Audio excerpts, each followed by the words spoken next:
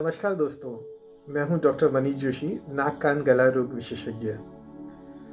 आज इस वीडियो में मैं आप लोगों के सामने ईएनटी चैलेंजर्स नाम से वीडियो सीरीज प्रस्तुत करने जा रहा हूं। इस वीडियो सीरीज में मैं ईएनटी की उन बीमारियों के बारे में चर्चा करूंगा जिनसे कि सामान्य जनता बहुत ज़्यादा परेशान है, जिनका इलाज या तो बहुत जटिल है या मेडिकल साइंस में अभी तक इनका 100% इलाज संभव नहीं है। तो आइए इसी कड़ी में आरंभ करते हैं सबसे पहले उस बीमारी से जिससे न केवल हमारे देश के बल्कि पूरी विश्व की आबादी प्रभावित है। जी हाँ, हम बात करने जा रहे हैं एलर्जिक राइनाइटिस के बारे में। एलर्जिक राइनाइटिस एक नाक की एलर्जी है। ये पूरे विश्व की सबसे सामान्य एलर्जी की बीमारी है। ऐसा माना जाता है कि विश्व की लगभग 20% आबादी इस बीमारी से प्रभावित है। एलर्जिक राइनाइटिस एक ऐसी बीमारी है जिससे मरीज अक्सर परेशान रहते हैं। जब मैं ओपीडी में अपने पेशेंट्स देखता हूँ तो अक्सर मेरे पास मरीज आते हैं, कभी इस डॉक्टर के पास, कभी उस डॉक्टर के पास। अक्सर उनके मन में काफ़ी सारे प्रश्न होते हैं कि काफ़ी सारी भ्रांतियाँ होती है। तो इस वीडियो का मकसद यही है कि मैं इसमें विस्तार से आपको एलर्जिक राइनाइटिस के बारे में बता सकूँ, इसके लक्षण, इसका डायग्नोसिस, इससे बचाव व इसके ट्रीटमेंट के बारे में हम पूरी तरह से चर्चा करेंगे। दोस्तों, सबसे पहले हम एलर्जिक राइनाइटिस की पैथोफिजियोलॉजी के बारे में चर्चा करेंगे। एलर्जिक राइनाइटिस एक नाक की एलर्जी होती है। इससे प्रभावित व्यक्ति हमारे वातावरण में कुछ एलर्जेंस होते हैं, उसके प्रति काफ़ी सेंसिटिव होते हैं। तो जब भी वो व्यक्ति इन एलर्जन के संपर्क में आता है तो हमारा जो इम्यून सिस्टम है वो इसके प्रति बहुत तीव्र प्रतिक्रिया देता है, और वही प्रतिक्रिया हमारे शरीर में एलर्जिक राइनाइटिस के तरह तरह के लक्षणों को जन्म देती है। इस बीमारी के बारे में तरह तरह की थ्योरीज है। पूरी तरह से अभी तक मेडिकल साइंस में ये पता नहीं चला है कि क्यों कुछ व्यक्ति इस बीमारी से ग्रसित होते हैं और कुछ व्यक्तियों में ये बीमारी नहीं होती है। बट कुछ चीज़ें जो कि पूरी तरह से तय है वो है कि इसमें कुछ जेनेटिक फैक्टर्स इन्वॉल्व होते हैं। आपकी जो इम्यून सिस्टम की संरचना होती है वो आपकी जेनेटिकली डिटरमाइंड होती है। कुछ जो व्यक्तियों में ये हमारा इम्यून सिस्टम कुछ एलर्जन के प्रति जेनेटिकली हाइपर सेंसिटिव होता है। इसके अलावा ये देखा गया है कि ये बीमारी जो है डेवलप्ड कंट्रीज़ में ज़्यादा है compare to the developing countries. तो इसमें एक जो थ्योरी दी गई है वो है सेफ हाइजीन थ्योरी। मतलब जो लोग बचपन से एकदम अच्छी हाइजीन वाले इन्वायरमेंट में रहे हैं, गंदगी में पले बड़े नहीं हैं, उनका इम्यून सिस्टम थोड़ा इमेच्योर होता है, और जब ये बच्चे बड़े होते हैं तो ये काफ़ी इम्यून सिस्टम रिस्पॉन्स करता है। तो ऐसा बोला गया है कि जो लोग खेतों में और जो गंदगी में पले बड़े होते हैं उसमें ये एलर्जिक राइनाइटिस जो है वो कम उसमें डेवलप होती है। इसके अलावा जिन लोगों में पहले से अस्थमा की बीमारी है, जिनमें चमड़ी के एलर्जी की बीमारी जिसको एटोपिक डर्मेटाइटिस बोलते हैं, आँखों में कंजंक्टिवाइटिस रहता है, या जहाँ पे हवा में प्रदूषण की मात्रा ज़्यादा होती है, जिन बच्चों की मदर ने अपने प्रेगनेंसी के दौरान तंबाकू का सेवन ज़्यादा किया गया है, स्टडी में पाया गया है कि ऐसे लोगों में एलर्जिक राइनाइटिस की संभावना ज़्यादा पाई गई है। अब जो अगली चीज़ है वो हम जानने का प्रयास करेंगे एलर्जिक राइनाइटिस में क्या क्या मरीज के लक्षण होते हैं। तो हमें ये समझना पड़ेगा कि एलर्जिक राइनाइटिस का लगभग 100% डायग्नोसिस मरीज के लक्षण से संभव है। सामान्यतः जब एक मरीज एक पर्टिकुलर जो एलर्जन के संपर्क में आता है तो उसके सामान्य लक्षण रहते हैं छींकों का आना, नाक से पानी आना, एकदम क्लियर वाटरी फ्लूइड जिसको बोलते हैं वैसा पानी आना, नाक बंद होना, कभी एक तरफ बंद होना, कभी दूसरी तरफ बंद होना, फिर आँखों से पानी आना, आँख में खुजली आना। सबसे पहले मरीज को ये बीमारी नाक से शुरू होती है, और जैसा कि हमारे शरीर की संरचना है, नाक, कान और गला तीनों आपस में कनेक्टेड होते हैं, तो धीरे धीरे इसमें मरीज के दूसरे सिम्टम भी डेवलप होते हैं। जैसे कि अगर आपने इसको इनिशियल स्टेज में कंट्रोल नहीं किया तो कुछ समय बाद मरीज को गले में खराश होना, थ्रोट पेन होना, इस तरह के सिम्टम आते हैं। फिर ये जो बीमारी पीछे की तरफ जाती है तो हमारे नाक और कान के बीच में एक ट्यूब होती है जिसको यूस्टेशियन ट्यूब बोलते हैं। इससे होती हुई बीमारी कान में चली जाती है और मरीज को कान बंद होना, कान में दर्द होना, इस तरह के एपिसोड आते हैं। और मरीज के लक्षण के हिसाब से इस बीमारी को माइल्ड और सीवियर कैटेगरी में डिवाइड किया जाता है। अगर इसकी वजह से आपको रात में सोने में दिक्कत आती है, आपकी नींद डिस्टर्ब होती है, आपकी रोज़मर्रा का जो आपका रूटीन है, आपका कार्य प्रभावित हो रहा है, या फिर आपको अपनी पढ़ाई के अंदर में डिस्टर्बेंस हो रहा है, तो ये सीवियर कैटेगरी में आता है और इसका बहुत कंबाइंड या मेडिकल थेरेपी से इलाज कराना चाहिए। और अगर इसका इलाज नहीं किया जाए समय पे तो इससे काफ़ी सारे कॉम्प्लिकेशन डेवलप हो सकते हैं। ऐसा पाया गया कि कुछ लोगों में एलर्जिक राइनाइटिस का एपिसोड होता है तो अस्थमा की प्रॉब्लम शुरू हो जाती है। इसके अलावा जैसा कि मैंने बताया, कान में पानी जमा होना, कान के अंदर में दर्द का एपिसोड या कान से मवाद होना, ये सारी समस्याएं शुरू होती है। और जब मरीज को लंबे समय तक एलर्जिक राइनाइटिस के एपिसोड होते हैं तो हमारी जो साइनस की जो लाइनिंग होती है, जो एपिथेलियम होती है, वो बाहर की तरफ निकल जाती है, जिसको हम बोलते हैं नाक में पॉलिप होना, नेजल पॉलिप, और जिसको नाक में मस से भी बोलते हैं। और कभी कभी इसके लिए हमें एंडोस्कोपिक साइनस सर्जरी भी करानी पड़ती है। अब अगला प्रश्न उठता है कि एलर्जिक राइनाइटिस में मरीज को किन किन चीज़ों से एलर्जी होती है। तो अध्ययन में और स्टडीज़ में ये पाया गया है कि बहुत सारे ऐसा एलर्जेंस है हमारे वातावरण में जिनसे कि एक मरीज़ जो है वो सेंसिटिव होता है।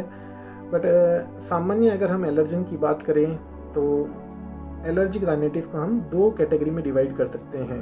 पहला होता है जिसमें कि मरीज को साल भर लक्षण रहते हैं, इसका कोई मौसम से संबंध नहीं होता है। मरीज साल भर छींकों की कंप्लेन करता है, नाक से पानी आना, आँख में खुजली आना, इसको बोलते हैं पेरिनियल एलर्जिक राइनाइटिस। और इसमें जो सबसे सामान्य एलर्जन पाया गया है स्टडीज़ में वो है हाउस डस्ट माइट, जिसको घुन बोलते हैं। तो ये जनरली हमारे घर में जो हम झाड़ू निकालते हैं, हमारी धूल मिट्टियों में रहता है, पर्दों पे रहता है, कारपेट पे रहता है, फिर जो पिल्लो के जो कवर है, चद्दर है, उस पे रहता है। और जब हम सफाई करते हैं तो ये इन्वायरमेंट में डिस्पर्स हो जाता है और उससे मरीज को एक्सपोजर होता है। तो ये तो पेरिनियल एलर्जिक राइनाइटिस का सबसे सामान्य जिसको बोलते हैं एलर्जन है। इसके अलावा पेरिनियल एलर्जिक राइनाइटिस में मरीज जो है वो मोल्ड जिसको बोलते हैं, फफूंद है, घर में अगर नमी है, फफूंद है, तो उससे ज़्यादा सेंसिटिव होता है। अगर आपके घर में पेट्स है, कुत्ते हैं, बिल्ली है, तो उनके जो फीदर्स होते हैं, उनके जो बाल होते हैं, उनसे सेंसिटिविटी होती है। फिर जो कॉकरोच होता है, कॉकरोच का जो गंदगी होती है, उससे भी मरीज काफ़ी सेंसिटिव होता है। दूसरा जो वैरायटी होती है एलर्जिक राइनाइटिस को, उसको बोलते हैं हम सीजनल एलर्जिक राइनाइटिस।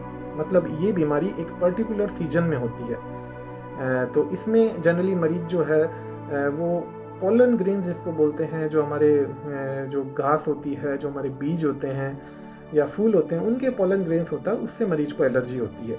और चूँकि पोलन ग्रेन का जो लेवल होता है वो सुबह सुबह ज़्यादा होता है, तो मरीज को मॉर्निंग में इसमें ज़्यादा सिम्टम होते हैं। तो इसके अलावा भी बहुत सारे एलर्जेंस होते हैं। किसी को ठंडे से एलर्जी होती है, किसी को जो पेंट होता है उससे एलर्जी होती है, कोई अगर अपने वर्क पे काम करता है, किसी को लेटेक्स से एलर्जी होती है। तो काफ़ी सारे एलर्जेंस होते हैं जिनसे कि मरीज को एलर्जी होती है। तो दोस्तों, अब मैं बात करने जा रहा हूँ एलर्जिक राइनाइटिस से जुड़ी कुछ भ्रांतियों के बारे में। जो सबसे सामान्य लोग मेरे पास आते हैं एलर्जिक राइनाइटिस में कि इसका ऑपरेशन से इलाज संभव है कि नहीं है, और इसमें भी लोगों को लगता है कि उनकी जो नाक की हड्डी बढ़ी रहती है उसकी वजह से ये एलर्जिक राइनाइटिस की प्रॉब्लम होती है। तो नाक की हड्डी बढ़ना एक अलग समस्या है और एलर्जिक राइनाइटिस एक अलग समस्या है। नाक की हड्डी की वजह से कभी भी एलर्जिक राइनाइटिस का इलाज संभव नहीं है। तो सामान्यतः नाक की हड्डी का ऑपरेशन एलर्जिक राइनाइटिस में एडवाइस नहीं किया जाता है। एलर्जिक राइनाइटिस में केवल कुछ ही स्थिति में हम ऑपरेशन की सलाह देते हैं। सबसे पहले अगर काफ़ी लंबे समय की बीमारी में अगर मरीज को नेज़ल पॉलिप हो गया है, जिसकी वजह से उसका नाक पूरी तरह से बंद हो गया है, उसके साइनस ब्लॉक हो गए हैं, तो उसमें हम एंडोस्कोपिक साइनस सर्जरी की सलाह देते हैं। दूसरा, अगर मरीज का जो दोनों तरफ के जो बोन होते हैं नाक में, जिनको हम टर्बनेट बोलते हैं, अगर टर्बनेट काफ़ी ज़्यादा हाइपरट्रॉफी हो चुकी है जिसकी वजह से मरीज को सांस लेने में दिक्कत होती है, तो एंडोस्कोपिकली टर्बनेट्स का रिडक्शन करके जो पेशेंट का जो एयरवे है उसको खोल दिया जाता है। तो ये तो रही पहली भ्रांति। दूसरा, अक्सर लोगों को ये लगता है कि ये बीमारी इन्फेक्शियस है और उनको लगता है कि इसमें वायरल इन्फेक्शन या बैक्टीरियल इन्फेक्शन का रोग है। तो नॉर्मली एलर्जिक राइनाइटिस एक इन्फेक्शियस बीमारी नहीं है। इसमें न तो कोई वायरल न कोई बैक्टीरियल पैथोजन इन्वॉल्व होता है। ये कम्प्लीटली हमारे इम्यून सिस्टम का एक रिस्पॉन्स होता है जो एक एलर्जन के अगेंस्ट होता है। तीसरा चीज़ जो लोगों को लगता है एलर्जी राइटिस में कि वो इसको अक्सर साइनोसाइटिस के साथ में कंफ्यूज करते हैं। तो साइनोसाइटिस एक अलग बीमारी होती है।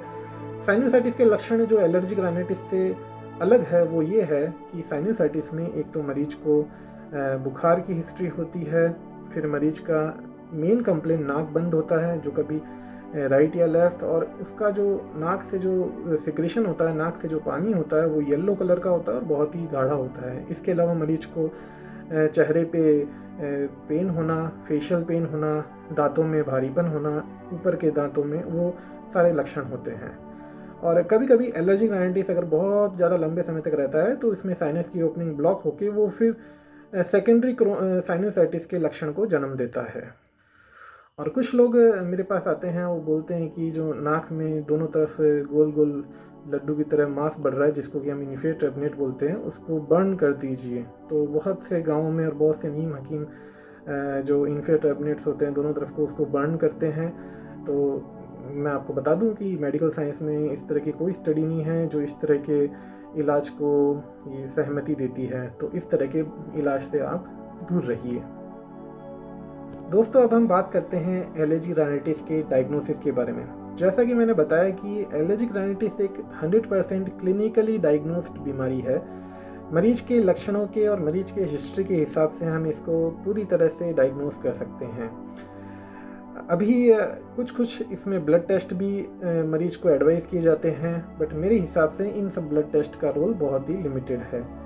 तो सामान्यतः जो ब्लड टेस्ट इसमें मरीज को एडवाइस किया जाता है वो है CBC, जिसमें कि जिसमें हमारे जो ईओसिनोफिल काउंट होता है वो मरीज का बढ़ा रहता है, किसी के 10%, किसी के 12% तक हाई रहता है। दूसरा जांच जो इसमें एडवाइस किया जाता है वो है IgE लेवल। एक पर्टिकुलर एलर्जन के अगेंस्ट में IgE लेवल का टेस्ट किया जाता है, और कभी कभी एक मरीज में एक से ज़्यादा एलर्जन भी पाए जाते हैं। तीसरा इसमें जो टेस्ट एडवाइस किया जाता है वो है skin prick test. Skin prick test में क्या है कि पहले से ही जो कॉमन एलर्जेंस होते हैं वो रहते हैं और वो आपके बॉडी में इसको इंजेक्ट किया जाता है स्किन प्रिक के तौर पे, और फिर स्किन पे देखा जाता है कि इसमें किसी पर्टिकुलर एलर्जन के अगेंस्ट में कोई सेंसिटिविटी डेवलप हो रही कि नहीं हो रही है। तो इससे एक पर्टिकुलर एलर्जन जो है उसको आइडेंटिफाई करने में हेल्प होती है। बट जैसा कि मैंने बताया कि हमारे वातावरण में इतने सारे एलर्जन हैं कि किसी एक या दो को हम आइडेंटिफाई कर सकते हैं, बट और भी बहुत सारी चीज़ें होती हैं जिनसे कि लोगों को एलर्जी डेवलप होती है। और साधारणतः एलर्जन का आइडेंटिफिकेशन करने में इसलिए मरीज को खुद आपस में इवेल्युएट करना पड़ेगा कि उसको किस जगह से एलर्जी होती है, किस चीज़ से एलर्जी होती है, और उसको अवॉइड करना पड़ेगा। दोस्तों, अब मैं बात करने जा रहा हूँ बहुत ही इम्पोर्टेंट टॉपिक पे कि एलर्जिक राइनाइटिस को हम कैसे बचाव कर सकते हैं और इसका इलाज कैसे संभव है। अगर हम इसका 100% अगर इसका बात करें तो 100% एलर्जिक राइनाइटिस का जो बचाव है वो है एलर्जन से एक्सपोजर को बचाना। इसके लिए हमें अच्छी तरह से देखना पड़ेगा कि हमें किस चीज़ से एलर्जी होती है। हमें कैट से एलर्जी है, हमें सीजनल एलर्जिक राइनाइटिस है, हमें पेरिनियल एलर्जिक राइनाइटिस है, हम किस चीज़ से ज़्यादा सेंसिटिव है। बहुत बार ऐसा होता है कि हम किसी एक पर्टिकुलर एलर्जन जिससे हम सेंसिटिव हैं हम इस निष्कर्ष पर नहीं पहुंच पाते हैं। बट सबसे जो 100% इफेक्टिव तरीका है वो है कि एक एलर्जन को आइडेंटिफाई करना और उसको अवॉइड करना। अगर आपको लगता है कि आप धूल मिट्टी से एलर्जी आपको है तो आप मास्क का यूज़ करिए। अगर आपको घर में ज़्यादा एलर्जी होती है तो आप अपने जो चादर होते हैं, आपके जो पिल्लो होते हैं, इनको अच्छी तरह से हॉट वाटर में आप क्लीन करके रखिए। बार बार आप अपनी जो उंगली है उसको नाक पे मत लगाइए, नाक को रब मत करिए, और थोड़े से भी सिम्टम होने से आप उसका इलाज लीजिए। हेलो दोस्तों, अब मैं आपको कुछ उपाय बताने जा रहा हूँ घरेलू, जिससे कि आप एलर्जिक राइनाइटिस के जो लक्षण हैं उसको आप कंट्रोल कर सकते हैं। सबसे पहले हम योगा और प्राणायाम से शुरू करेंगे। प्राणायाम की जो तरह तरह की टेक्निक है और जो ब्रीदिंग एक्सरसाइज है वो हमारे साइनस के वेंटिलेशन के लिए और साइनस का जो नॉर्मल म्यूकोसिलियरी फंक्शन होता है उसके लिए काफ़ी असरदार होती है। जल नीति एक और असरदार तरीका है जिससे कि हमारे जो साइनस है वो खुल जाते हैं। तीसरा, हम जो मरीजों को अक्सर एडवाइस करते हैं, हम हमारे नाक की सर्जरी के ऑपरेशन के बाद में जो नाक की साफ़ सफाई के लिए नेज़ल डूशिंग का एडवाइस करते हैं। नेज़ल डूशिंग एक नाक की सफाई का तरीका है जो कि मेडिकली इसमें एक सैशेट भी आते हैं जिसको हम पानी में घोल के बना सकते हैं, और हम इसके अलावा घर पे भी बहुत ही आसान तरीके से एक सॉल्यूशन को बनाया जा सकता है। घर पे सॉल्यूशन बनाने के लिए हम 1 टेबलस्पून सॉल्ट लेते हैं, 1 टेबलस्पून इसमें सोडियम बाइकार्बोनेट जो हमारा सोडा है वो डालते हैं, और 500 ml ल्यूकवार्म वाटर।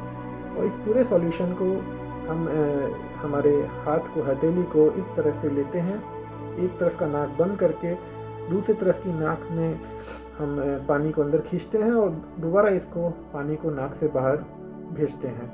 इस तरह से हमारे नाक में हम इसको 3 बार 4 बार करते हैं जब तक कि हमें कंफर्टेबल एक नाक में फीलिंग महसूस नहीं होती है। तो इस तरह दोस्तों, अब मैं आपको एलर्जिक राइनाइटिस का मेडिकल थेरेपी के बारे में बताऊंगा। एलर्जिक राइनाइटिस में जैसा कि हम जानते हैं कि सबसे जो सामान्य इसमें जो केमिकल मीडिएटर इन्वॉल्व होता है वो है हिस्टामिन। सबसे पहला जो इसमें लाइन ऑफ ट्रीटमेंट होता है वो है एंटी हिस्टामिनिक मेडिसिन, और इसमें काफ़ी सारी मेडिसिन आते हैं जैसे कि लिवोसेट्राजिन हो गया, फेक्सोफेनाडिन है, अभी नया मॉलिक्यूल की बात करें तो बिल्वास्टेटिन आ गया।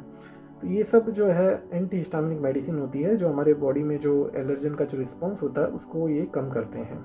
दूसरी मेडिसिन में मास्ट सेल स्टेबलाइज़र होता है, दैन इसके अलावा मोंटेलुकास्ट है, वो भी काफ़ी पॉपुलर मेडिसिन है जो कि सामान्यतः लिवोसेट्राजिन के साथ कॉम्बिनेशन में दिया जाता है।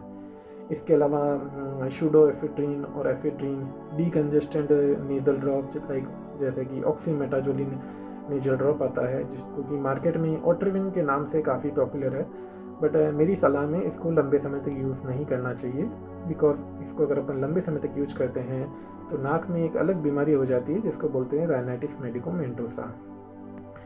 टैबलेट के बाद में अगर अपन बात करें तो दूसरी जो मेजर कैटेगरी ऑफ जो ड्रग्स आती है वो है स्टीरॉयड। अब स्टीरॉयड जो है वो 2 तरीके से होती है, एक तो है टॉपिकल जो कि नाक में पंप के रूप में आता है जिसको हम नाक में स्प्रे देते हैं, और दूसरा है ओरल टैबलेट्स आती है। तो सामान्यतः हम इसको जो नेज़ल जो स्प्रे होता है उस फॉर्म में दिया जाता है, जिस नेज़ल टॉपिकल फॉर्म में इसका कोई साइड इफ़ेक्ट नहीं है। कुछ साइड इफ़ेक्ट जैसे कि नाक में इरिटेशन होना या नाक से ब्लीडिंग होना वो बहुत ही रेयरली होता है। और जब मरीज के लक्षण बहुत ज़्यादा सीवियर हो, मरीज को लगातार एलर्जिक राइनाइटिस हो रही है, वो काफ़ी परेशान है, एक्यूट सिम्टम है, तब हम मरीज को ओरल स्टेरॉयड देते हैं जिसमें कि प्रेडनिसोलोन या फिर डेफ्लाजाकोड जो है वो टैबलेट दिया जाता है। ओरल स्टेरॉयड कभी भी हम लंबे समय तक नहीं देते हैं, शॉर्ट टर्म के लिए देते हैं, और एक बार जब मरीज सिम्टम कंट्रोल हो जाता है तो उसको लंबे समय के लिए टॉपिकल स्टेरॉयड या फिर जो ओरल एंटी हिस्टामिनिक मेडिसिन होती है उस पर हम दिया जाता है। अगला प्रश्न लोगों के मन में आता है कि ये जो मेडिसिन से कितने समय तक लिया जाए एलर्जिक राइनाइटिस का।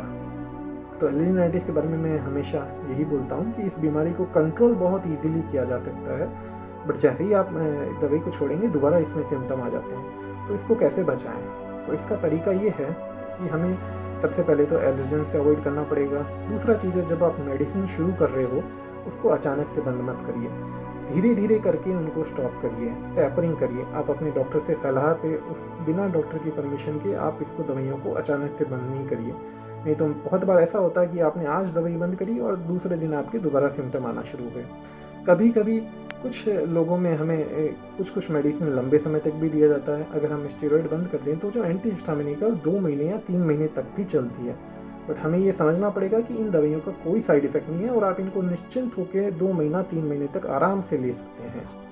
तो दोस्तों, अब मैं चर्चा करने जा रहा हूँ एलर्जिक राइनाइटिस का। सबसे जो अंतिम चर्चा का विषय है वो है कि एलर्जिक राइनाइटिस में सर्जरी करना चाहिए कि नहीं करना चाहिए। तो जैसा कि मैंने पहले भी बताया कि एलर्जिक राइनाइटिस में हम मरीज को सामान्यतः सर्जरी की सलाह नहीं देते हैं। केवल कुछ ही स्थिति होती है जिसमें हम मरीज को सर्जरी की सलाह देते हैं। सबसे पहली स्थिति जो है वो है जब मरीज के नाक में मस्से हो जाते हैं। जब एलर्जिक राइनाइटिस बहुत ज़्यादा अनकंट्रोल्ड हो जाता है या आप समय पे इसका ट्रीटमेंट नहीं लेते हैं तो नाक में काफ़ी सारे मस्से हो जाते हैं जिनको हम बोलते हैं नेज़ल पॉलिप। तो नेज़ल पॉलिप होता है तो वो फिर मेडिसिन से कंट्रोल होना बहुत मुश्किल होता है। उसकी वजह से हमारे साइनस के ओपनिंग ब्लॉक हो जाते हैं, फिर अलग से इसमें साइनोसाइटिस पेशेंट को डेवलप होता है और नाक बंद होने की वजह से मरीज काफ़ी परेशान रहता है। तो ऐसी स्थिति में फंक्शनल एंडोस्कोपिक साइनस सर्जरी करके इसका ऑपरेशन किया जाता है। दूसरी स्थिति यह है कि हमारा जो नाक होता है उसमें नाक की हड्डी के अलावा दोनों तरफ साइड में बोन होती है, ऊपर में भी होती है, बट जो नीचे की तरफ जो दो बोन होती है इनको हम बोलते हैं इन्फीरियर टर्मिनेट, जो बाहर से दिखने में गोल गोल प्रतीत होता है और बहुत बार मरीज को ये लगता है कि ये कोई बीमारी है, बट ये कोई बीमारी नहीं है, ये हमारे एक शरीर की सामान्य संरचना है जिसको इन्फीरियर टर्मिनेट बोलते हैं।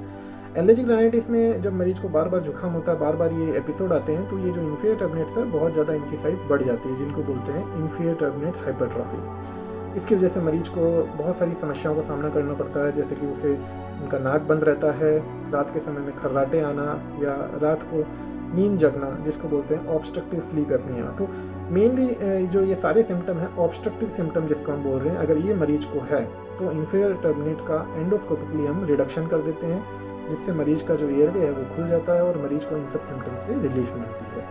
तो ये दो मेन इंडिकेशन है जिसमें हम मरीज की एलर्जिक राइनाइटिस में सर्जरी की जाती है। मैं आशा करता हूँ कि आपको ये वीडियो अच्छा लगा होगा, और आपके जितने भी प्रश्न हैं इस बीमारी को लेके, आपके जितने भी डाउट है, मैं आशा करता हूँ कि मैं इन सब का जवाब दे पाया। अगर इसके बाद में भी आपके मन में किसी भी तरह का कोई प्रश्न है नाक कान गले से लेके, तो आप मुझे मैसेज कर सकते हैं और मैं इन सब का उत्तर देके काफ़ी प्रसन्न होऊंगा।